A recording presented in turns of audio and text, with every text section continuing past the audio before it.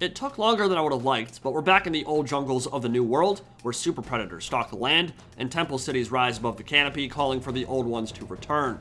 Kroq-Gar the Last Defender and his Mount Grimlock have spent millennia conquering the Children of Chaos, and yet another test is on his front doorstep, as Throgg the Troll King and an army of monsters from Norsca invade his homeland, which is a perfect opportunity for us to try out Skink Oracles on Troglodons and Razordons, which were never really showcased much back in Warhammer 2, but they're really good now. They're basically doing what Crane Gunners were doing in the last patch, punching through entire formations of infantry with each volley. See if a Skinwolf and Fimir build, led by Wintertooth, can put a stop to their rampage before it starts. I am playing against Heir of Carthage in this one, longtime veteran and legend of the YouTube scene who did a lot to pave the way for content creators who came after, and while he's in command of Norsca, I am breaking out the Last Defender, who's been extremely impressive in most of the games I've seen him used. I've seen him go toe-to-toe with Be'lakor and Greater Demons and come out on top pretty convincingly. So, with that Hand of the Gods and the 35 bonus versus large, enemy monsters and mages both need to be very careful when trying to take down the beast. With some smart positioning and decision-making, he can completely take over battles. He is a freak in those monstrous duels. Rocking the Sentinels of Zeti subfaction here, probably my favorite Lizardmen color scheme, and my mage is an Oracle with a Troglodon. What else? Great fighter, great hunter of monsters, useful spell selection. He'll be a good friend to Kroq-Gar throughout. Windblast, Harmonic Convergence, Earthblood, and 150 bonus versus large on his Poison Spit attack. He can hunt monsters and help Kroq-Gar in those duels. So now we come to the Razordons, and the Amaxon Barbs have innate missile resist, poison, higher missile strength, and better stats than their counterparts, but the same piercing projectiles, which, as we'll see in a little bit, can devastate infantry. As Air said, they are scary now, and while I'm not sure that they'll retain the same level of piercing that they have in this current build, they are going to be classed like Giselles and Crane Gunners, so they're going to be significantly better than they were in Warhammer 2 no matter what. They will retain some piercing, I'm just not sure if it'll be the exact same values they currently have, which is fun. I'm glad we'll get to see Razordons more often, especially in some game modes like Domination. Incredible models on them too. So the game plans to open with a magical and armor-piercing deluge, wreck the infantry, and leave the monsters isolated for Grimlock to hunt down and murder, but naturally it's not going to be that simple because Throgg and a Werekin are a dangerous combination in dino duels. They both have big-time AP and bonus versus large, and they're backed up by werewolves of the flayed variety and double manticore to boot. Ruinous Flesh, Deadly Onslaught, Potion of Vigor, and a Shaman with Spirit Leech and Fate of Buna, so all kinds of single-target damage. Throgg the Troll King is leading the army, stripped naked to the bare essentials, so you can better see that glorious beer gut. Icehorn Marauders, Fimir great weapons in the back, and a bunch of chaff infantry. So, yeah, if you're going up against the Lizardmen, lots of innate anti-large should be quite helpful. Air has it in spades here. As we fast forward for a few seconds, I was thinking about how best to handle these pesky Norskins. What I settled on was taking out the Berserkers first, because they can buzzsaw through skinks in like 5 seconds flat, and if they're marauding in my back line, things will devolve pretty fast in terms of my strategy. Thankfully, I have some pretty absurd tools for clearing them out. Windblast, Troglodon Spits, and oh yeah, Razordons. And these opening volleys are going to be comical. Like, I saw them hit, I saw their HP bar just disappear instantly, and I think both of us were pretty much ready to call GG right from the start. Like, organ guns and Hellstorm rocket batteries don't do that much damage. Watch the Berserkers at the top of your screen here in a second. You may need to go back and watch the last 10 or 15 seconds a few times just to soak it all in, because multiple units are dying at the same time, and the human eye can't track such carnage. But before melee is even joined, Norskins have effectively lost about half their infantry's HP total. Every rose has its thorns, and every Razordon has 1,000 of them to share with Norskins, and at this point, I was just Anthony Adams in a yellow jacket, rubbing his hands together behind a tree and licking his lips, right? Like, ladies and gentlemen, we got him. Look at that infantry just get decimated on the way in. And it's gonna get even worse before it gets better, because you got more time to shoot. And the nice thing about Razordons is they're fast, so I can just retreat them behind my lines and fire again. Oh, Long Johnson. Oh, Don Piano. Oh, Live Long Deo. What are they supposed to do? Without infantry, Norsca has 0% chance of winning this battle, right? But obviously, I wouldn't be uploading this replay if I killed Air in 5 seconds flat, so hold on to your butts. There's a lot more to show, but it's pretty much a perfect start. It doesn't get a whole lot better than that. 2 Berserker units and Icehorn Marauders are already finna rout. They're already about to disappear. Feels good, man. So, Brutes of the Hound did make it into melee with half their HP remaining. Throgg is overextending, so Kroq-Gar will pop his Deadly Onslaught and Sacred Spawning of Zodal. Now, that physical resistance is not going to be useful for versus demons at all, but the good thing about it is we're fighting Norsca right now. Don't have to worry too much about magical attacks except for Fimir and maybe Flaming Sword of Ruin. What's not going to go so well is the Werekin and Skinwolf fight against my Cold One Riders in the woods. That 30 innate bonus versus large is going to trash Panda my cavalry out on that side. Cohort of Sotek might be able to staunch the bleeding a little bit over there, but most of my front line is Skinks, right? I only have 1 unit of Source, and I have a lot of ranged troops, and Air does have a ton of mobility, so double Manticore diving into my rear to tie down the Razordons, and certainly some of these Werekin plays could be problematic if my Skinks aren't able to hold on for too long, and Brutes of the Hounds are pretty much perfect for slicing through them real quick. Had to throw an Earthblood on Kroq-Gar to keep Grimlock healthy. He was fighting Throgg and a Manticore, which he would probably not win. Already seeing a ton of routing on the Norscan front line. The Fimir Great Weapons are moving around the flank, and they're pretty resistant to missile fire. They have that From the Mist special ability that gives them innate missile resist. Cold One Riders are not the spear variant, so as I said, they will not trade well here, but Cohort of Sotek might be able to help them out a little bit still. They're already down to about half HP. Troglodon needs to run, because Fimir Great Weapons, if they get a full surround off on the Spinosaur, will slaughter it in about 5 seconds flat. Razordons are being kept alive and online here, moving around and getting some good shots. They're not quite as good firing into monstrous infantry like those Fimir with great weapons, but they can still accrue some pretty decent value that way. Spirit Leech on Kroq-Gar in the rear, who's being used a little bit too defensively. I think he could get a little bit more aggressive, but I was afraid of what could happen if I overextended with him. Throgg with the Frostbite, the Werekin coming in from the flank, and the Manticore is used to pin him. Using their mass and nibbling on his giant dinosaur booty could be hugely problematic if I put him in the wrong spot. So mostly going to use him in reserve for a little bit, but I noticed a wonderful opportunity. Look at that Hand of the Gods, man. Shaman Sorcerer of the Lore of Death deleted from the game, and now it's Jurassic Park. Run away on your Jeep. The T-Rex will catch you all the same. And a Troglodon Spit set that up perfectly. And then here comes the Hand of the Gods. And if you are a low armor caster on a large mount, you are dead when Kroq-Gar sends his Shem's Burning Gaze your way. That was incredibly satisfying. Yeetist, deletist, into the next dimension, and now no more death magic for Heir of Carthage, which is really nice for me because it means no Spirit Leeches and no Fate of Bunas. As Kroq-Gar was attempting to escape, because he did not want to fight a Werekin and Throgg 1v2, he's going to use that Swiftness of Itzel, knock over the Werekin, and then hunt down some infantry in the rear. Heir is presumably a bit shell-shocked right now, and few micro-lapses, few of the routing troops that he'd like to be sending back into melee have not been gotten under control quite yet.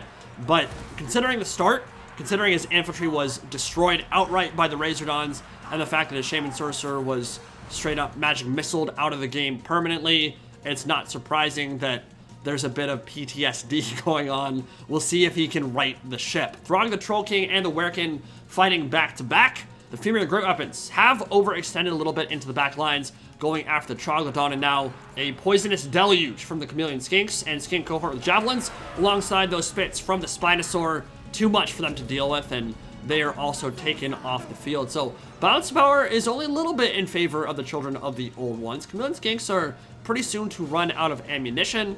Might want to turn them off fire will at this point. But the Werewolves on Heir's right flank managed to kill off all the Cold One Riders. And now they're hunting down some Razordons, which will use the Icehorn Marauders to try to screen for them, but not actually able to push through. I don't think that Razordons have particularly high mass, and they weren't able to push through even a couple of those Marauder units. So now they're being tied down, which means they need help from Kroq-Gar to escape. And the Last Defender will oblige, but does need to be careful, because if the Werewolves are able to get a full surround off on him, then Throgg and the Werekin make their way over, and they're not far behind. This could get quite precarious for Kroq-Gar and Grimlock. And now the Manticores are being used very well by Heir. And this is what's kind of scary with the Norscan build against a range-focused one for the Lizardmen. Once the battle lines start breaking down and you no longer have the Skink cohort to screen for you, well then it's a lot easier for the Manticore to fly over the top and hunt down your Razordons, which can kind of defend themselves in melee, but not against terror-causing single entities. They really aren't going to perform very well, especially when there's 2 of them hunting you down. So the MX on Barb are about to be taken off the map, and they don't have much HP left. These Razordons are being finished off by the werewolves, and now Kroq-Gar is fully surrounded and has to escape. He's down to half HP. Troglodon coming in with a nice Earthblood on the cohort of Sotek and on Grimlock. And suddenly, with all the Razordons dead, it's looking like Norsca might have a slight advantage, at least on the balance of power. Now, of course, dealing with Kroq-Gar and dealing with the Skink Oracle is not going to be simple at all. But the Troglodon can't fight a Werekin in melee. Grimlock will come in from the flank, and these kind of duels are actually very good for Norsca because both Throgg and the Werekin have innate regen.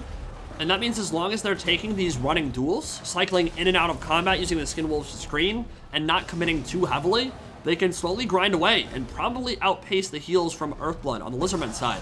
The downside being, the Troglodon has a disgustingly good range attack, and I think it's time to bust out some Chevelle over some 480p grainy-ass YouTube quality, because that one's going in the montage. It's a 5-wolf collateral pentakill. I had no idea the Spinosaur had it in him. Did not know his range attack could be that efficacious. I knew that it could do a lot to single entities, and I knew that it could kill Cav, but I didn't know it could penetrate like that, and it almost looked like some of those wolves died to a DOT, like they bent over and died later, a little like a second after the initial impact from the projectile. But that was crazy. 5 wolves dead. You can't heal from that. You're not going to regen from that one. Norsca can't bring back models, and that's a huge loss for the Norskins moving into later stages of this game. That said, though, Kroq-Gar and the Troglodon have moved out of combat, overcasting an Earthblood to get them both topped off as best they can. Kroq-Gar will not see full HP again this battle. He's at half right now, and Earthblood's not good enough to get him back to full. And his second Hand of the Gods into Throgg, certainly not a bad option to shoot into, but he has a lot more armor than the Shaman Sorcerer, so not going to be quite as good as we saw earlier. But still, he is weak to flame, so Shem's Burning Gaze is a flaming magic missile. Also has magic damage component too, naturally. Lizardmen are playing cautious right now. They're going to focus on the Skin Wolves that routed off from the main group. Another fantastic shot from the Troglodon. This one killing 4? Yeah, wow. I don't know if they buffed the Skink Oracle on the Troglodon or not, or if they changed anything about the range attack, but I don't remember it being so effective at penetrating multiple monstrous infantry units. That was crazy. 5 killed in one volley, 4 killed in the next volley, and Skinwolves haven't shattered, but the regen is not going to help them much when they're losing that many models per shot. Now, the Werekin and Throgg are still a gigantic issue. They're healing in the middle of a huge blob of Lizardmen infantry, and now's the time to commit if you are the children of the old ones. Kroq-Gar the Last Defender and his Troglodon compatriot charging in. They have plenty of infantry. They have plenty of poison debuffs, preventing the Werekin Duelist and Throgg the Troll King from getting their full stats. It's going to be hard for them to hit large targets in and amongst this many infantry models, and it looks like it's pretty obviously going to go the way of the Lizardmen here, right? They've got a funds advantage for sure, but there's a Manticore in there, and Cold-Blooded isn't going to be enough to keep some of the infantry in the fight. A lot of these are Skinks and very damaged Saurus. So leadership is the big question for the Lizardmen now. And the Norscan monsters are landing a lot of attacks on Grimlock. To be fair, Grimlock's giving as good as he's getting, and he has routed the Werekin off with a terror route. Remember that they are immune to psychology because of Frenzy, but they lose that once they drop below 50% HP or leadership. Don't remember which threshold that is, but regardless, no longer immune to psych, so the Werekin is breaking off. But Kroq-Gar is hurting. He's really low, and there's probably a limited amount of Earthbloods that the Troglodon can send his way moving forward. And Throgg will beat a Spinosaur in melee. There's no question about that. The Manticore is still almost full HP, which means Lizardmen have to worry about terror routes coming in when those things land in from the flank or rear. Only the cohort of Sotek will be immune to those effects because they are unbreakable. Werekin is coming back, and so are the Skin Wolves as Skinks move out of the box and just try to stymie their advance, prevent them from supporting their Norscan overlords. Werekin with the flank and rear charge. Michael Jordan free throw dunking, and instead he just, now you know what, I'd rather go to sleep. So he's going to take a dirt nap for a little bit here. Throgg is routing out now. Manticore is rampaged. but the Troglodon is dropping very low. Kroq-Gar is 3 or 4 hits from death, and the other Manticore just came back from dealing with the remnants of those Amaxon barbs. Troglodon is routing away, and balance of power is shifting in favor of Norsca. All of their troops just came back. All of their duelists are hitting the most important targets, and Kroq-Gar is in mortal peril. So he's going to notice his danger and pop the swiftness of Itzel to escape. If he had stayed in there, this game probably goes the way of Norsca right then and there. He's got 1200 HP remaining. 3 hits from Throgg will see him rout. And of course, the Werekin's still around too, and the double Manticores. Everything on the Lizardman side is terror routing, so Kroq-Gar just has to go back in. The Troglodon is back as well. He's got 1500 HP. Kroq-Gar is in the middle of all 3 monstrous duelists. The Werekin is chilling in the background, terror routed, but is set to return momentarily.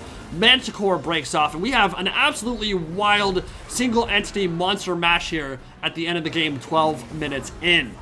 Kroq-Gar is beasting it up, accruing all kinds of value, but Throgg is doing the exact same thing. And Throgg has 1800 HP, but of course worse leadership and perhaps a little bit more susceptibility to terror routing because he does not cause terror himself, or at least I don't believe he does. Oh god, the Werekin! What just happened to you, my friend? Even Throgg is going for a ride. He's breaking it down on the dance floor. Somebody call 911. Throgg is breaking it down on the dance floor. Whoa. Amazing. Both duelists for Norsca taking a ride on the Funky Town train. Throgg is being chased down by the Spinosaur. Kroq-Gar in the background fighting the Manticore. He is 1 hit from death at 367 HP. Source and the infantry are swarming. Kroq-Gar just died, but Throgg dies at the exact same time, and that is going to be the end of your battle. The Lizardmen pulled out by the skin of their teeth. Their rather large predatory fangs, I should say.